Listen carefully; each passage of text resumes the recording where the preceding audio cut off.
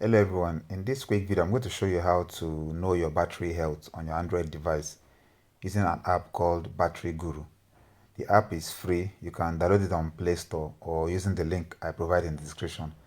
You don't have to pay for the app, so here's what you have to do. When you install the app and accept necessary permission, you have to make sure you perform at least 3 charge cycles. What do I mean by 3 charge cycles? You have to drain your battery to 15% and charge it all the way up to 100%. Do this at least 3 times. Then you go back to the app, open the app.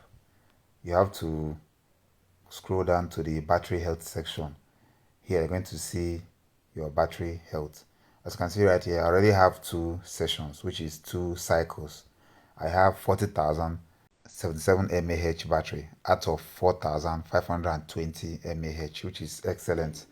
90% battery health. So this is how you check your battery health using Battery Guru app.